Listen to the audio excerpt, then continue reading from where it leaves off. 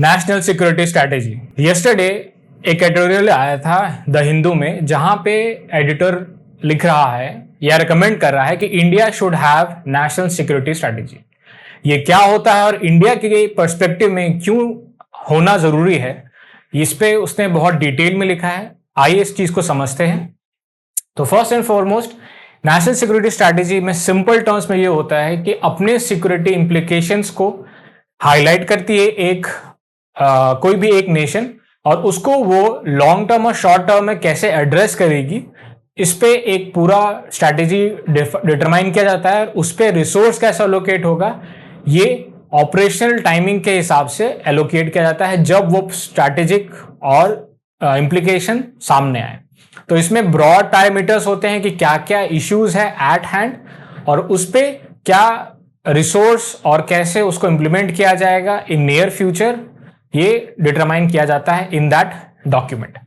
तो first and foremost सारे major powers ये डिटरमाइन करते हैं थ्रू अ पब्लिश डॉक्यूमेंट, जो कि हर 2-4 साल पे आता है, क्योंकि हर मेजर पावर अपना सिक्योरिटी इंश्योर करते हैं थ्रू एलोकेशन ऑफ रिसोर्सेज, और वो देखते हैं कि ग्लोबल वर्ल्ड में उनपे क्या सिक्योरिटी का रिस्क है और कहां कहां उनके इंटरेस्ट को चैलेंज किया जा रहा है बाय स्टेट एक्टर्स और नॉन स्टेट एक्टर्स। तो एक फीचर ये है कि सारे मेजर पावर्स के पास ये स्ट्रैटेजी है, पब्लिकली अवेलेबल डॉक्यूमेंट है, हम और आप उसको जाके पढ़ सकते हैं। बस इंडिया एक ऐसा मेजर पावर है जिसके पास ये पब्लिकली डिटरमाइंड डॉक्यूमेंट नहीं है। तो ये प्रॉब्लम क्रिएट करता है कैसे, और इवेंचुअली ये नहीं होने के कारण हम लोग कहां लैग करते हैं, और इवेंचुअली अगर हम लोग इसको ले आए तो क्या क्या रेक्टिफाई कैसे होगा, आगे देखते हैं। तो पहला है कि ये है क्या, तो पहले ही ये डिटरमाइन कर देता है दीज आर सिक्योरिटी चैलेंजेस, और उस पर सारा ब्यूरोक्रेसी, सारा मिलिट्री ब्यूरोक्रेसी और मिलिट्री एस्टैब्लिशमेंट इस पे सोचता है कि इन सारे इंटरेस्ट को और सारे सिक्योरिटी जो इश्यूज है इसको हम लोग कैसे एड्रेस करें। तो अब हम लोग देखते हैं ये तो हम लोग के पास है नहीं नेशनल सिक्योरिटी स्ट्रैटेजी, तो हम लोग अभी कैसे काम कर रहे हैं। अभी हम लोग का बहुत ही एडहॉक मैनर रहता है कि अभी क्या सिक्योरिटी चैलेंज है उस पर हम लोग एक्ट करेंगे। जैसे रिसेंटली आपने देखा होगा कि LAC पे, लाइन ऑफ एक्चुअल कंट्रोल पे, चाइनीज स्ट्रेस के कारण, चाइनीज प्रेशर के कारण हम लोगों को मिरर डिप्लॉयमेंट करना पड़ा। जैसे उन लोगों ने प्रेशर क्रिएट किया, हम लोगों ने उसका exact equal and opposite challenge को जो पोज करे थे उसको हम लोगों ने काउंटर किया बाय डिप्लॉइंग मोर ट्रूप्स देन प्रीवियसली रिकॉर्डेड। तो इससे क्या हुआ कि एक दिखता है कि गैप क्या हम लोगों को नीडफुल है, और कैसे ही उस सिक्योरिटी थ्रेट को आप पहले ही किसी एक्शन से थ्रॉट कर दें। बट ये हम लोग के पास पहले से स्ट्रैटेजिक डॉक्यूमेंट नहीं है, तो हम लोग रिसोर्स एलोकेशन उस तरह से करते हैं जब नीड अराइज होता है। से पाकिस्तान स्पॉन्सर टेररिज्म के कारण भी हम लोगों को अपना जो एक्शन है वो मोस्टली रिस्पॉन्स बेस्ड होता है, इसीलिए हम लोगों का बहुत रिएक्शनल टाइम रहता है और उस पर एक्यूट कमी दिखता है when allocation of resources and the action needed to counter the impact of the action taken by any state or non-state actors। तो इसका ड्रॉबैक्स क्या है, एक तो ये बहुत रिएक्टिव है, कोई इवेंट होगा उस पर हम लोग रिएक्ट करेंगे तो एकदम से ट्रूप मोबिलाइजेशन, रिसोर्स मोबिलाइजेशन होता है, एक बहुत पैनिक का सिचुएशन हो जाता है इन द नेशन। दूसरा, इट इज वेरी कॉस्टली। अगर पहले से अगर आपको कोई सिक्योरिटी दिख रहा है, सिक्योरिटी थ्रेट दिख रहा है, तो पहले से उस पर कुछ ना कुछ एक्शन लिया जाएगा बेस्ड ऑन दैट डॉक्यूमेंट, तो इवेंट होगा ही नहीं जो एक सिक्योरिटी इंप्लीकेशन बन रहा है। तो अगर कोई सिक्योरिटी इंप्लीकेशन बन रहा है तो उस पर रिएक्ट करने से बेटर है कि पहले उसको थ्रॉट कर दें, तो उससे क्या होता है कि वो कॉस्टली बन जाता है। अगर हम लोग सिक्योरिटी स्ट्रैटेजिक डॉक्यूमेंट रहेगा तो हम लोग पहले से उस पर एक्ट करेंगे और relatively it will be much more cheaper. और अभी जो सिचुएशन है उससे हम लोग अब वल्नरेबिलिटी दिखता है कि हम लोग अपने सिक्योरिटी मेजर्स, सिक्योरिटी इश्यूज को तो जानते हैं बट उसके लिए कुछ कर नहीं रहे हैं प्रोलॉन्ग्ड या फिर लॉन्ग टर्म एसेट एलोकेशन में। अब देखते हैं कि क्या नीड है। पहला है, सबसे इंपॉर्टेंट है कि क्यों ये नीड है।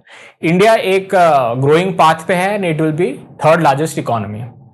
हम लोग का पॉपुलेशन है बहुत बड़ा है, हम लोग का डायस्पोरा में बाहर रहता है, प्लस हम लोगों का इंटीग्रेशन इकोनॉमी में, वर्ल्ड इकोनॉमी में बहुत ज्यादा है। तो जितना ज्यादा आप इंटीग्रेट करेंगे और जितना आपका पॉपुलेशन होगा, जितना आपका इकोनॉमी बढ़ेगा, उतना आपकी वल्नरेबिलिटी बढ़ जाएगी बाय सम नेशन और नॉन स्टेट एक्टर्स जो आपसे खैर खा हुए हैं या फिर किसी न किसी कॉन्फ्लिक्ट में हैं।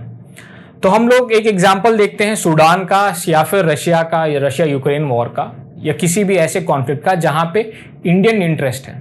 अगर ये स्टैटिक डॉक्यूमेंट नहीं है तो हम लोगों को पता था, हमारे डिप्लोमेटिक कोर को पता था कि ऐसा कुछ सिग्निफिकेंट होने वाला है। We waited until the right moment, जब conflict was out in open, then we started evacuating, जो सब कंट्रीज कर रहे थे।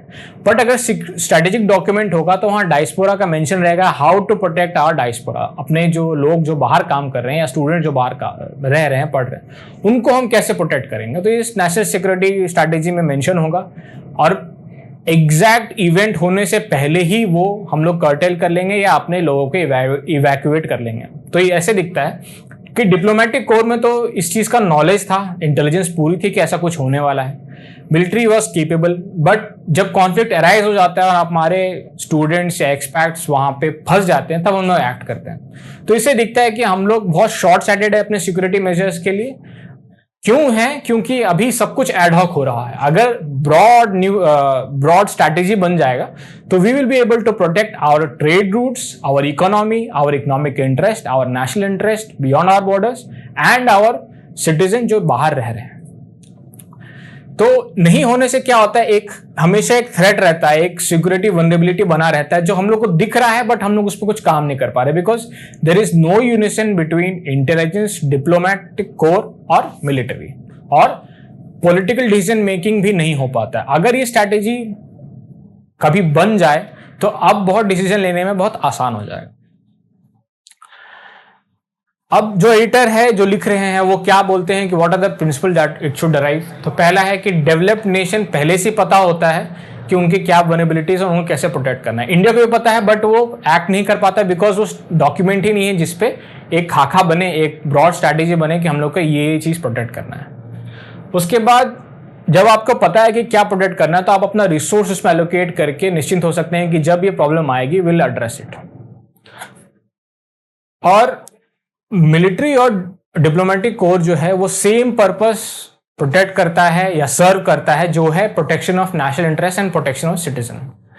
दोनों को पता होता है कि ऐसा कुछ वल्नरेबिलिटी है बट स्ट्रैटेजिक डॉक्यूमेंट नहीं होने के कारण they are not able to act. ये हो जाएगा तो it will be very easy.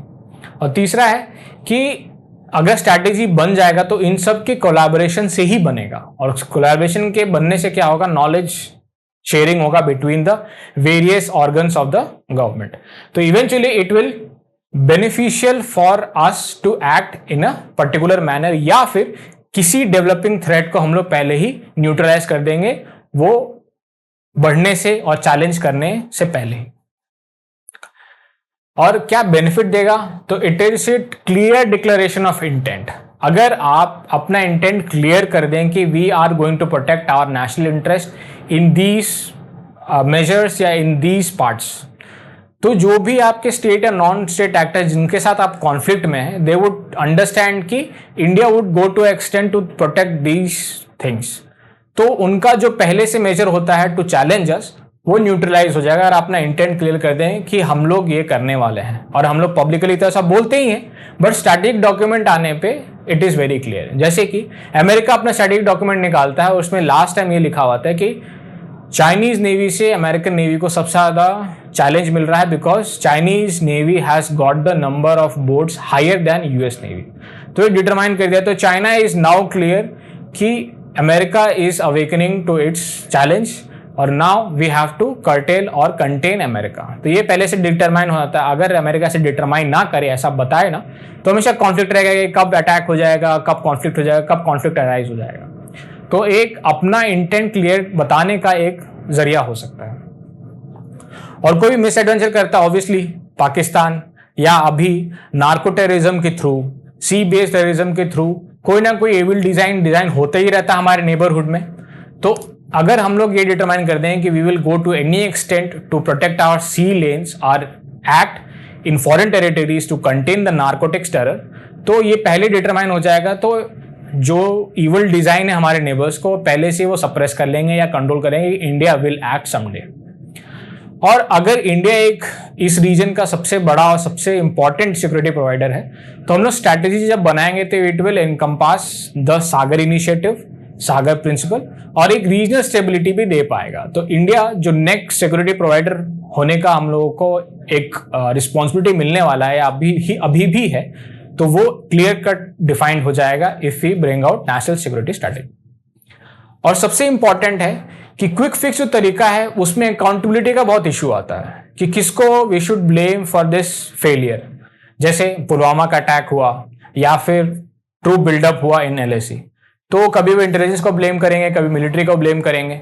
लेकिन स्ट्रैटेजी अगर क्लियर हो जाए तो उस पर रिसोर्स एंड ड्यूटीज एलोकेट हो जाएंगे and you will be held accountable if you are in failure of your actions. इस तरह से national security strategy make sure कि लॉन्ग टर्म और शॉर्ट टर्म सिक्योरिटी जो थ्रेट्स है उसको हम लोग एक पॉलिसी डॉक्यूमेंट के थ्रू एक इंटेंट शो करके प्रोटेक्ट करें for our larger national interest. Thank you very much.